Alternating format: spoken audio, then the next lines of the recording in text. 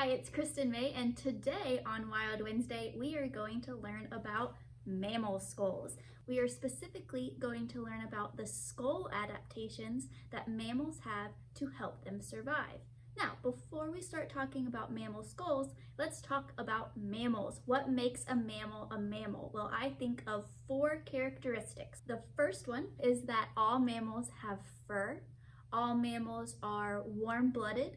Mammals give live birth. And the last one, which some people forget, is mammal mothers produce milk for their young. If you're looking at an animal and it has all 4 of those characteristics, you know that that animal is a mammal. So what is a skull? Well, the skull is the bone inside of your head.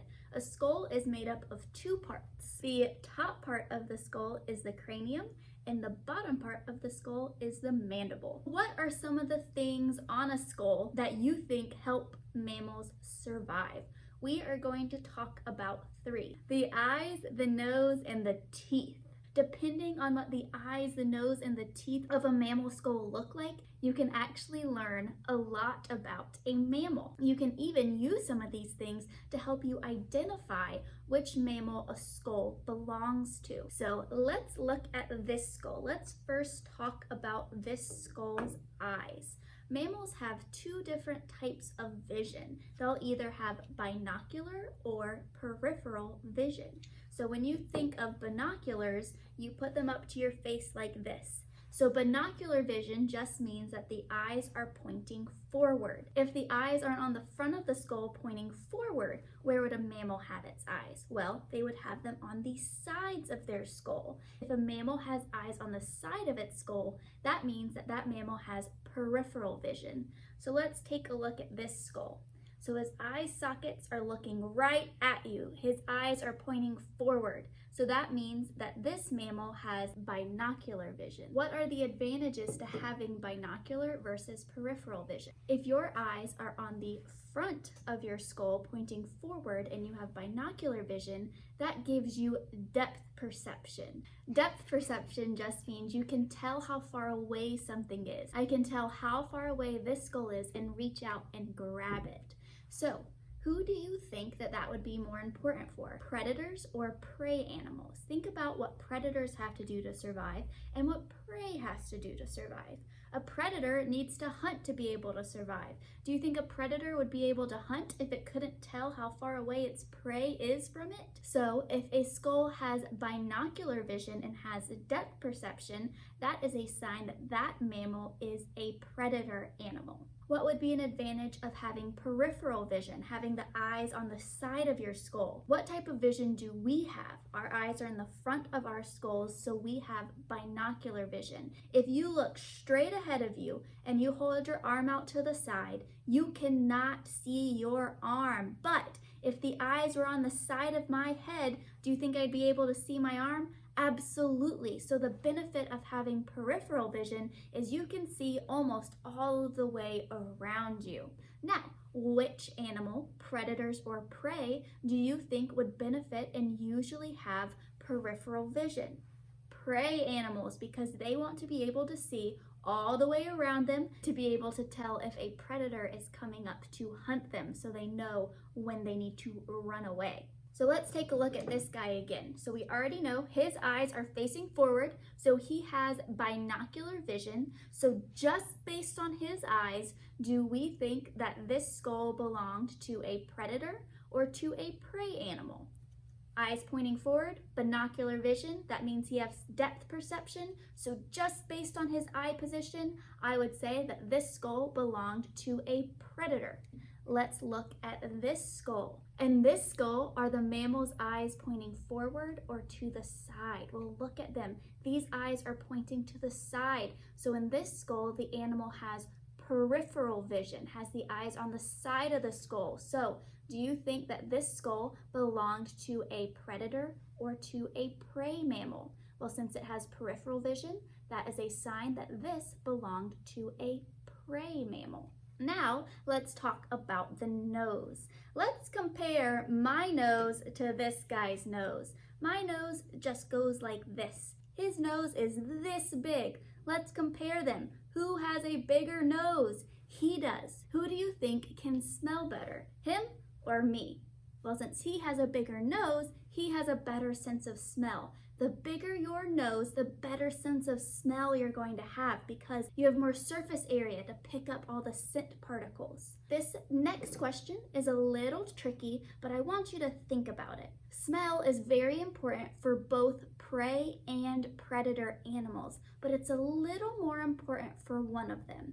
Which one do you think it's a little more important for? And remember, only one of those, predators or prey, can tell how far away something is with their eyes. And if you can't tell how far away something is with your eyes, what might you use instead?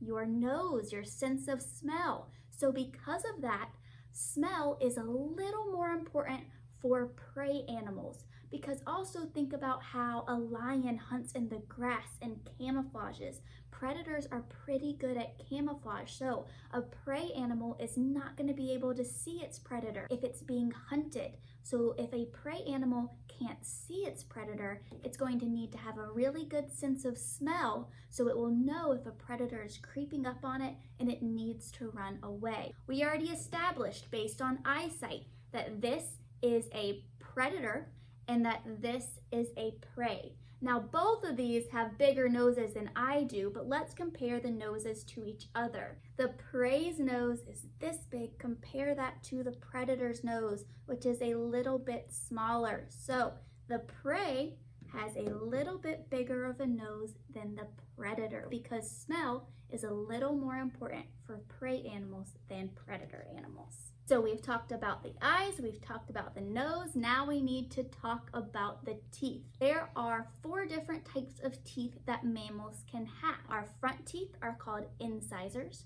Our pointy teeth, sometimes people refer to those as vampire teeth, are our canines. Our very back teeth are molars. The teeth that come in between our molars and our canines, those are our premolars. To help you remember that, sometimes we refer to our front teeth as buck teeth. Do you know any cartoon animals that have really big incisors, that have really big buck teeth? What about Bugs Bunny or SpongeBob SquarePants? They have 2 really big incisors. Our incisors are not just our front 2 teeth. Our incisors are any teeth that come in between our canines. So how many incisors do we have? Well, let's look. My canines are right here, and I have 1, 2, 3, 4 teeth in between my 2 canines. So humans have 4 incisors. Now let's look at this guy. His big canines, look how big his canines are. They're huge. How many incisors does this mammal have? Let's count. 1, 2, 3, 4, 5, 6. So he has 6 incisors. So again, our incisors are our front teeth, any teeth that come in between those pointy canines. Now, take your tongue and feel all of your teeth. Do we have all 4 of those types of teeth I just talked about? Yes, we've got molars, premolars, we've got canines, and we've got incisors. But do you think that every single mammal has all 4 types of these teeth? No, different mammals have different types of teeth. What do you think affects what types of teeth a mammal might have? Well, what do mammals use their teeth for? They use them to eat. So a mammal's diet is going to determine what type of teeth it has. Let's look at this guy's teeth. He has big pointy canines, but also if we look at his premolars and his molars, they're also really pointy as well. So what do you think that means he eats? I think it means that he eats meat. In fact, this is a carnivore. He only eats meat. Now, think about when an animal eats meat, what does it have to do to survive? It has to hunt, it has to kill, and it has to be able to rip meat off of bones. So, what type of teeth will a mammal that needs to eat meat have? Well, it will obviously have to have canines, but it also needs sharp molars. So, if we see a skull that has only sharp teeth, that's an indication that that skull belongs to a carnivore. Now, what is the opposite of a carnivore? A carnivore only eats meat. So the opposite would be an animal that only eats plants, and those are called herbivores. Do herbivores eating just plants, do they need sharp, pointy teeth? Absolutely not. In fact, herbivores don't need canines at all. So if you're looking at a skull and it has no canines, what do you immediately know that that animal ate? You know that that animal only ate plants. So let's take a look at this guy again. His teeth start down here. So does he have any pointy canines? No, absolutely not. So what do we automatically know about the animal that this skull belonged to? That it did not eat meat, that it only ate plants. So just looking at the teeth, since it has no canines, we can tell that this was an herbivore. Another thing about herbivore teeth is they're usually flatter. Think about it. If you were wanting to chew up a big piece of lettuce, you wouldn't want pointy teeth because that would just poke holes in the lettuce. You would want flat teeth to help you grind up the plants. An herbivore does not have canines, and also its teeth are flat instead of pointy. We've talked about an animal that eats only meat, a carnivore, and a carnivore has pointy teeth. We've talked about an animal that only eats plants, an herbivore, and an herbivore has flat teeth. What about an animal that eats both meat and plants? Those are called omnivores. So what do you think omnivores' teeth are going to look like? An omnivore eats meat, so it's going to need pointy teeth, and it's going to need canines, but an omnivore also eats plants, so it's going to need flat teeth to be able to grind up those plants. So an omnivore is going to have a mixture of pointy and flat teeth. Are we omnivores? Absolutely. So let's again take a look at my teeth. Do I have canines? Absolutely. And if I use my tongue and feel my canines and my incisors, they're pretty pointy. But then if I use my tongue to feel my back molars, they're pretty flat. So take your tongue, feel your canines and your molars. Do you have a mixture of pointy and flat teeth? I bet you do, so that means that you are an omnivore. Now that you've learned a little bit about different skull adaptations, we can actually use some of those adaptations to help us identify all these different mammal skulls that I have in front of me right now. So let's come a little closer. Now I'm going to teach you how to identify all of these skulls in front of us. The way we're going to do this is you need to go to our Google Drive. The link will be in the video description, and you need to download this table. You need to download this dichotomous key, and scientists use dichotomous keys to be able to identify all sorts of things, and we're going to learn how to use this today. We are going to start with skull letter A. So this is going to be our skull A. And before we even know how to use a dichotomous key, before we even figure out what animal this skull belonged to, we can use the information we just learned and we can figure out what its diet is. Let's take a look at this guy's teeth again. He has canines, so that means he's either a carnivore or an omnivore. We know he eats meat. And when we take a look at his molars, are they all pointy or are they flat? They're really, really pointy. Look at those sharp teeth. Do you think that that means this guy is a carnivore or an omnivore? I think it means he's a carnivore. The first thing we're going to write down is for under letter A, we've already figured out his diet. He is a carnivore. Now we're going to start going through the dichotomous key. With a dichotomous key, you always want to start out at step number 1. Each step is going to give you 2 options. You're going to read both options, you're going to decide which one is true, and then the one that's true is going to tell you which step to go to next. So let's bring back out our skull, and remember, with a dichotomous key, we always start out at step number 1. So 1A says, skull has canines. 1B says, skull has no canines. Take a look at our skull. Does this skull have canines? Absolutely. So does that mean 1A or 1B is correct? 1A is correct. That was our first step. So under steps, we are going to write down 1A and then an arrow. And step 1A is going to tell us where to go to next. Following the dots, 1A says go to 3. So 3A says skull has greater than or equal to 10 teeth on one side of the top jaw. 3B says skull has less than 10 teeth on one side of the top jaw. So let's get back out our skull. Remember, we're just counting the teeth on one side of the top jaw. So we're going to split the incisors in half and then just count this half of the teeth. So let's count those together. Split the incisors down the middle. 1, 2, 3, 4, 5, 6, 7, 8, 9, 10. So 10 teeth, that means that 3A is correct. So we're going to write down 3A as our next step. And where does 3A tell us to go? 3A tells us to go to 8. 8A says hard palate ends in line with back of last molars. 8B says hard palate extends past back of molars.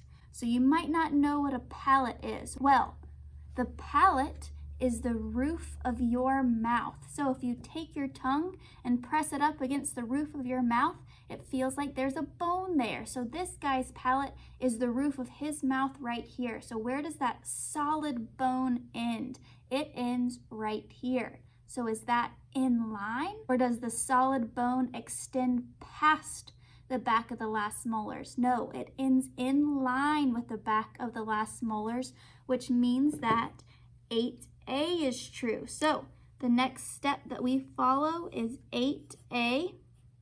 And where does 8A tell us to go? 8A tells us to go to 15. So we need to come all the way down to 15.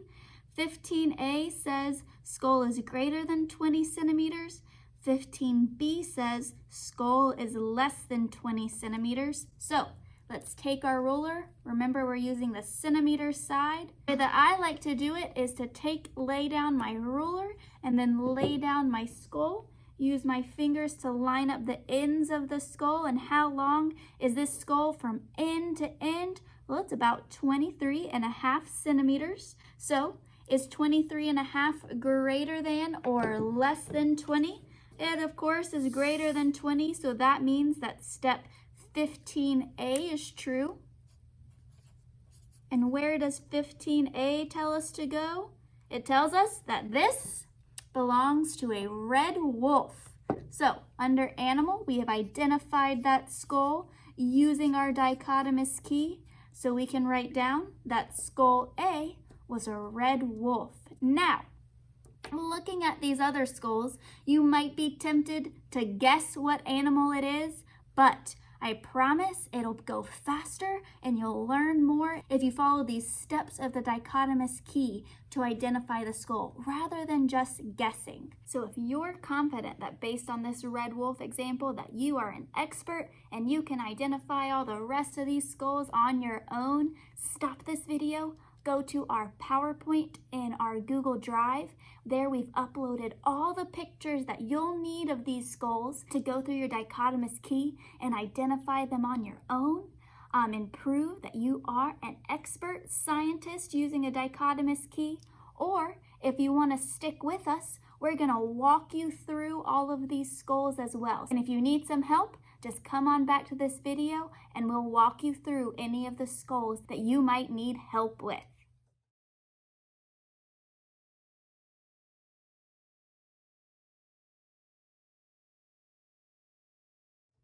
A new skull, skull B. Remember, before we start going through the steps, we can go ahead and tell what its diet is. This guy has canines and really sharp pointy teeth. So what do you think that makes him? If all of his teeth are pointy, that means he only eats meat. So skull B is also a carnivore. Now we're going to go through the steps to identify him. Since we're on a new skull, what step do we need to start out at on our dichotomous key? We always start out at step number 1. So, does this skull have canines or does it have no canines? this skull has canines. So that's step 1A. Where does 1A tell us to go? Go to 3. Skull has greater than or equal to 10 teeth, or does skull have less than 10 teeth on one side of the top jaw? Remember, we're just using the top jaw, splitting the incisors down the middle. 1, 2, 3, 4, 5, 6, 7, 8, 9, 10. So that means that 3A is correct. Skull has greater than or equal to 10 teeth on one side of the top jaw. Where does 3A tell us to go? It tells us to go to 8. The hard palate ends in line with back of last molars. Or does the hard palate extend past? Remember, the hard palate is the roof of its mouth. So his hard palate is this solid bone right here. So does his hard palate end in line with the back of the last molars, or does it come past? It ends in line. So what step was that? Ends in line, that's 8A. So our next step was 8A. So where does 8A tell us to go? 8A tells us to go to 15. 15A says skull is greater than 20 centimeters, or is the skull less than 20 centimeters? So we need our ruler. We need to line up the ends of our skulls. This skull is about 14 centimeters long. So is that greater than or less than 20? That's less than 20. So that is 15B. Skull is less than 20 centimeters. Where does 15B tell us to go? 15B says go to 16. So was the skull less than or greater than 15 centimeters? Let's take a look at that measurement again. So this skull is about 14 centimeters. So that's less than 15. So that means that 16A is true. And where does 16A tell us to go? That tells us that this guy is a red fox. So this skull belonged to a red fox. Now let's go to skull C. Figure out what his diet is. Does he have canines? Absolutely. Let's look at the rest of his teeth. When I press down on those are pretty pointy. So since all of his teeth are pretty pointy, what does that make him? That means that this guy was a carnivore. So skull C's diet is a carnivore. New skull, always start out at step number 1. So 1A, skull has canines, or does skull have no canines? This guy has canines, so that means 1A is true. Where does 1A tell us to go? 1A tells us to go to 3. Skull is greater than or equal to 10 teeth, or does the skull have less than 10 teeth?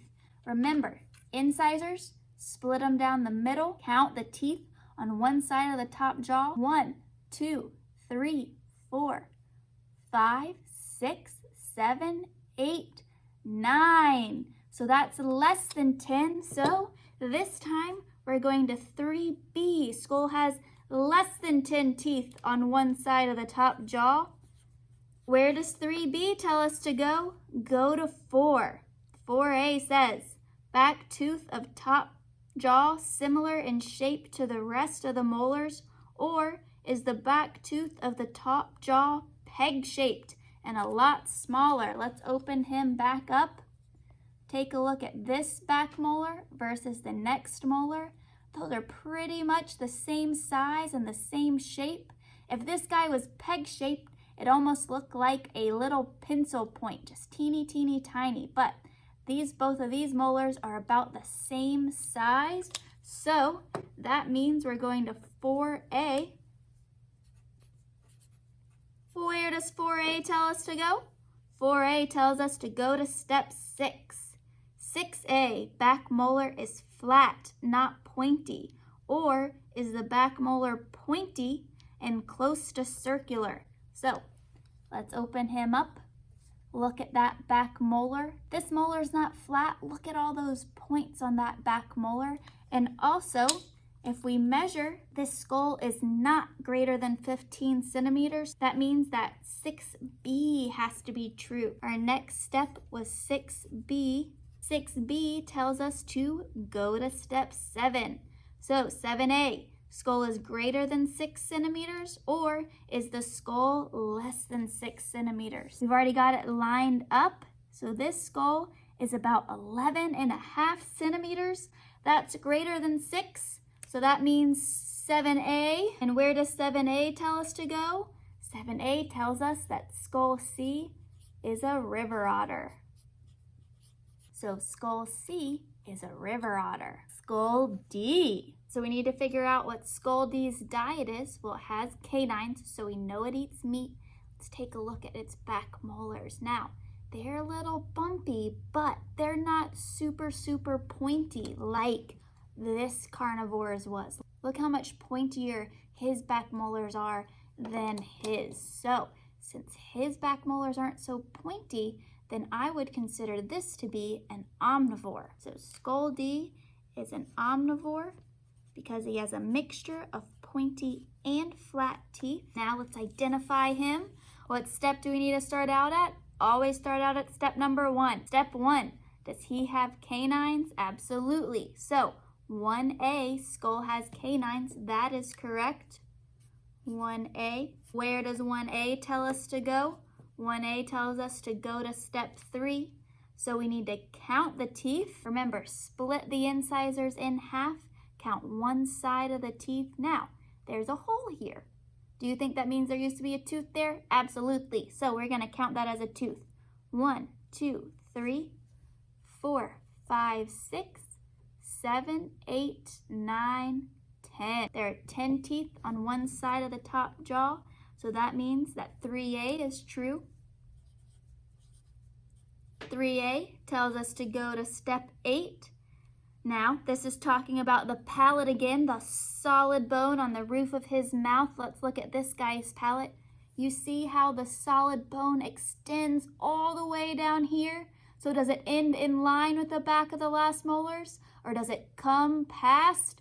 It definitely extends past, so now we're going to choose 8B. Hard palate extends past the back of the last molars. Where does 8B tell us to go?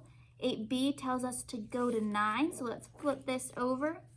9A has one ridge on the top of skull, or 9B has no ridges on the top of the skull. Now, a ridge is like if a skull had a mohawk pointing right up the top of it. Does he have a mohawk on the top of his skull? No, look, his skull is super smooth, so this skull has no ridges. 9B is true, has no ridges on the top of the skull. 9B. So where does 9B tell us to go? 9B tells us that this is a raccoon. Skull D is a raccoon. Skull E. Let's take a look at his teeth. He's got canines, so we know he eats meat. Take a look at those back molars. Look how big and pointy they are. So that means that he is another carnivore. Skull E is a carnivore. What step do we start out at? Always step number 1. Does he have canines? Absolutely. We know that what that means. That means we're going to step 1A. Where does step 1A tell us to go? Go to 3. We need to count the teeth again. Remember, split the incisors down the middle. Count the teeth. 1, 2, 3, 4, 5, 6, 7, 8, 9, 10. Skull is greater than or equal to 10 teeth. That's step 3A.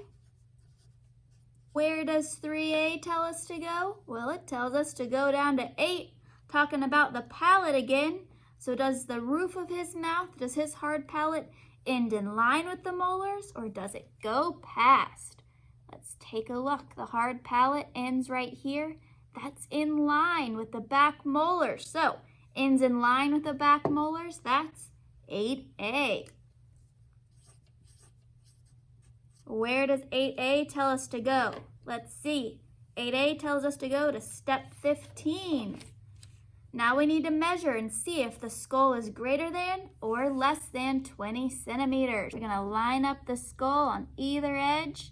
The skull is 19, so that's barely less than 20. We need to go to 15B.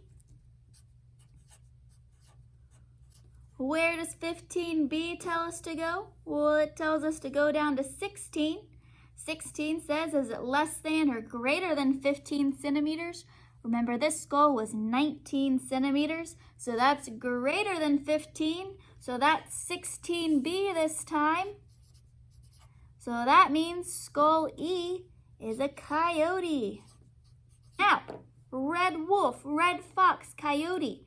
They all followed really similar steps. They all look pretty similar. Let's compare all those. Can you see how all of these skulls look really similar? Those big canines, the shape of them. Really, the only big difference between these three are the size. Red wolf is the biggest, then a coyote, then a red fox. And we have all three of these canines here in South Carolina. Now let's move on to skull F. Look at this big skull right here. Let's figure out what its diet is. Does he have any canines at all? Nope, this is our first skull with no canines. So what does that automatically mean his diet is? If he doesn't have canines, can he hunt? Can he kill things? Can he get the meat off of the bones? Nope, he can't eat meat at all without any canines. So that means he only eats plants. That means this skull is an herbivore. Skull F, its diet is an herbivore. Let's start identifying this new guy, our first herbivore. Since he's an herbivore, what step do we need to start out with? Trick question, you always start at step number 1. Okay, 1A, skull has canines or the skull has no canines? We already know he has absolutely no canines, so we need to go to step 1B. Where does 1B tell us to go? Go to 2. So, skull has upper incisors, or does the skull have no upper incisors? Remember, upper incisors were front teeth, buck teeth, like SpongeBob SquarePants. Does this guy have any incisors? Does he have any front teeth? Absolutely not. That means we need to go to 2B. Skull has no upper incisors. Where does 2B tell us to go? Go to 13. So, we need to flip this over, go all the way down to step 13. Is the skull large, greater than 25 centimeters with large molars, or is the skull small, less than 20 centimeters with peg teeth only? Let's measure this guy, line him up end to end. This skull is 26 centimeters, our biggest skull yet. So that is greater than 25 centimeters. And also, let's look at his teeth. Look how big those molars are. This is a large skull, greater than 25 centimeters with large molars. That means we're going to step 13A. Where does 13A tell us to go? Well, that tells us that skull F is a deer. Now remember, deer is obviously a prey species. Let's double check. He has eyes on the sides of his skull, peripheral vision. He has a super long nose, and look at his teeth. We know he's an herbivore, so yes, that all checks out. Skull F is a deer and is a prey mammal. Skull G. Skull G, let's figure out what his diet is before we get started. Look at those big canines, so we know he eats meat. Now let's look at the rest of his teeth. So his teeth aren't super pointy. So what does that mean? He has a mixture of pointy and flat teeth. What does that mean his diet is? That means that he is probably an omnivore. What step do we start out at? Always at step number 1. Does he have canines? He sure does. Look at those big things. 1A, skull has canines. Where does 1A tell us to go? 1A tells us to go to 3. 3, does skull have more or less than 10 teeth? Remember, split incisors down the middle. Let's count. 1, 2, 3, 4, 5, 6, 7, 8, 9, 10, whew, 11, 12, 13. He has 13 teeth on one side of his top jaw. That is definitely greater than or equal to 10. That's step 3A. Where does 3A tell us to go? Go to 8. So going down to 8. Does his hard palate end in line or does it extend past the back of his molars? This one's a little tricky because this skull has gotten a little bit broken, but the roof of his mouth, his palate, extends all the way down here. So look where my thumb is, marking the end of his palate, versus where my pointer finger is, the end of his molars. Does it end with the molars or does it come past? His palate comes past his back molars. That is 8B. Hard palate extends past back of last molars. Where does 8B tell us to go? Let's see. Go to step 9. 9, one ridge or no ridges on the top of the skull. Remember, a ridge is like a mohawk sticking up on the top of the skull. So let's look at this skull. Does he have a mohawk? Does he have a ridge sticking on the top of his skull? Absolutely he does. Look at that mohawk sticking on the top of its skull right here. That is 9A. And where does 9A tell us to go? 9A tells us that this is a possum. A lot of times people ask me, what's an opossum? But the O is silent. So the way you pronounce this is possum. Let's take a look at skull D versus skull G. They look pretty similar and we followed all of the same steps except for skull G had that ridge on the top of the skull and skull D did not. And that's one of the big differences between raccoon and between possum skulls. Moving on to skull H. Let's see if we can figure out what his diet is.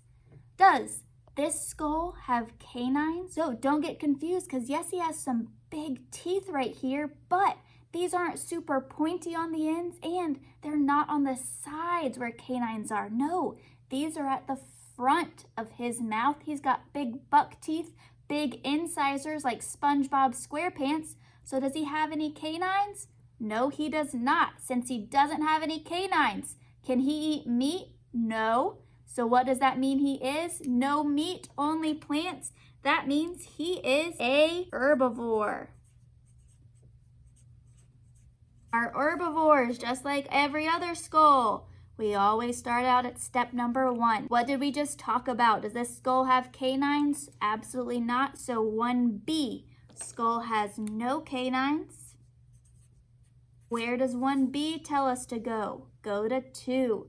Skull has upper incisors or skull has no upper incisors.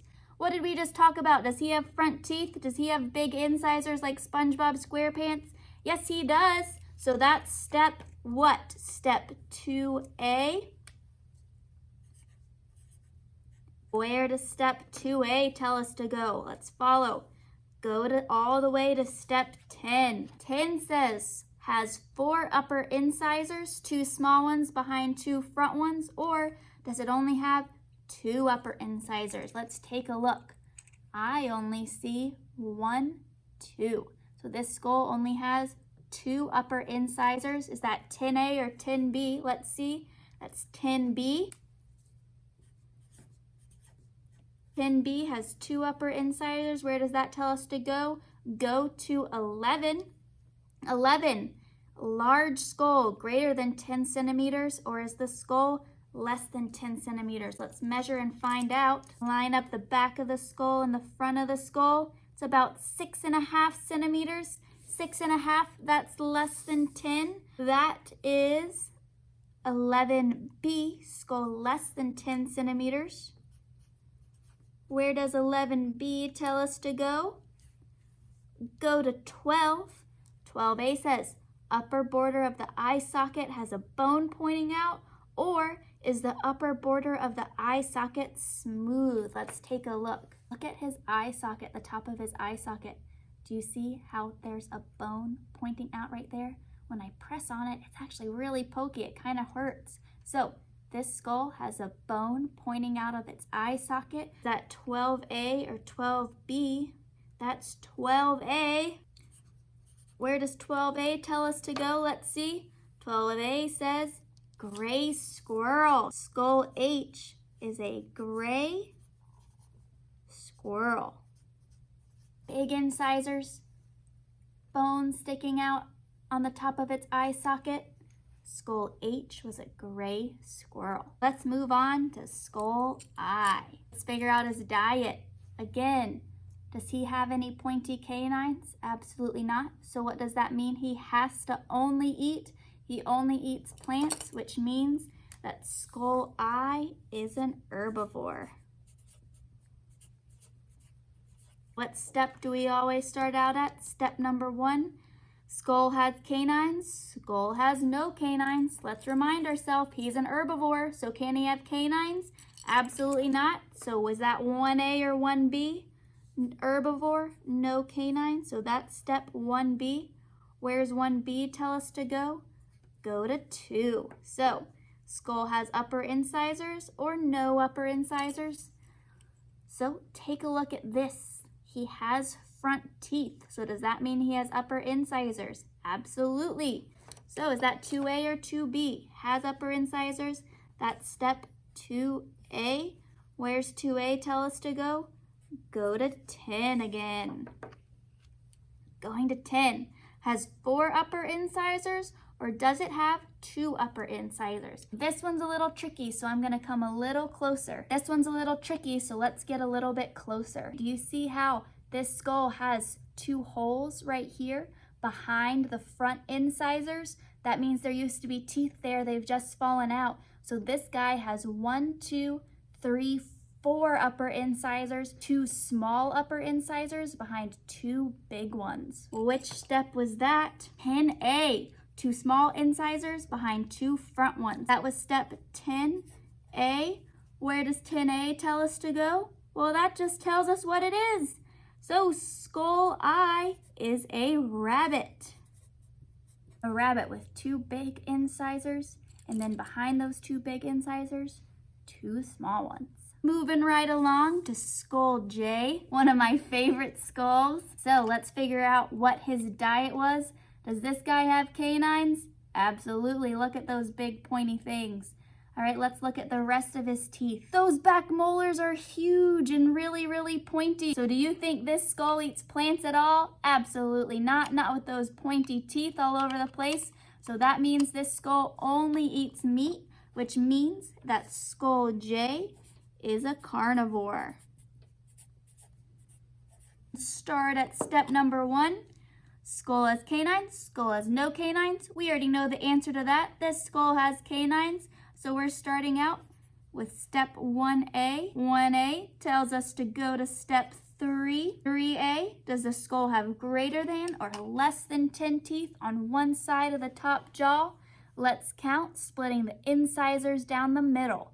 1, 2, 3, 4, 5, 6, 7. 7 teeth on one side of the top jaw. Is that greater than or less than 10? That's less than 10, which means 3B is true. So that's step 3B. Where does 3B tell us to go? Well, 3B tells us to go down to step number 4. Step number 4, is the back tooth of the jaw similar in shape to the rest of the molars, or is the back tooth of the top jaw peg-shaped and a lot smaller? This one tricks people up a little bit. Let's take a look at that last tooth on the top jaw. Look at that teeny tiny thing hiding back there. Compare that teeny tiny molar to that big pointy molar. Do those look the same, or is this last one a lot smaller and peg-shaped? This teeny tiny thing is a lot smaller and peg-shaped than that last molar. What does that mean? That means we need to go to 4B. Back tooth of top jaw is peg-shaped, much smaller. Where does 4B tell us to go? Go to 5. 5A, molars total 3 on each side of the top jaw, or do molars total 4 on each side of the top jaw? So we're just counting the molars on one side, 1 molar, 2 molars. Don't forget that little one in the back, 3 molars. So molars total in 3 on one side of the top jaw. Is that step 5A or 5B? Let's see. That's 5A. Where does 5A tell us to go? 5A tells us that it's a bobcat. Skull J, this guy right here, is a bobcat. All right, so let's move on to skull K. Figure out what its diet is, all right? This little guy, even though he's small, he still has canines, so we know he eats meat. Take a look at those small molars back there. They're still pretty pointy, even though they're small. So since he has all pointy teeth, what does that mean he only eats? He only eats meat. So what does that make him? That makes him a carnivore. As always, starting at step number 1, skull has canines. Well, since he's a carnivore, we know he has canines. So we're going to step 1A. Where does 1A tell us to go? Go down to 3. Skull has greater than or equal to, or does the skull have less than 10 teeth on one side of the top jaw? Let's count. Split those tiny incisors in half. 1, 2, 3, 4, 5, 6, 7, 8. So he has 8 teeth on one side of the top jaw. That's less than 10. So that's 3B. Where does 3B tell us to go? Tells us to go down to 4. Is the back tooth of the jaw similar, or is it peg-shaped? Let's take a look. This back molar is pretty much the same size as the second to last back molar, and it's not peg-shaped like that bobcat. Since it's about the same size, we are gonna go to 4A. Back tooth of top jaw is similar in shape to the rest of the molars. Where does 4A tell us to go to? Tells us to go to step 6. Is the back molar flat? And is the skull greater than 15 centimeters? Or is the back molar pointy and skull is less than 15 centimeters? Let's take a look at that back molar again. If I press down on it and when I'm looking at it, that's pretty pointy. It's definitely not circular. And to double check that this skull is not greater than 15 centimeters, it's not anywhere close. That means we need to go to 6B. Where does 6B tell us to go? Tells us to go to 7. So let's go down to step 7. Skull is greater than 6 or less than 6. Remember, we are just measuring the cranium, the top of that skull. So we need to be careful measuring this guy. Do you see how it's just right at, if not barely under 6 centimeters? Since it's less than 6 centimeters, we're gonna go to 7B. Where does 7B tell us to go? Well, that tells us that this guy is a mink. Skull K belonged to a mink. Skull L, this is a funky looking guy. I wonder what he is. Well, we can find out, but first let's figure out what his diet is. Does this guy have any pointy canines? Absolutely not. So, since no canines, we know he can't eat meat. He only eats plants.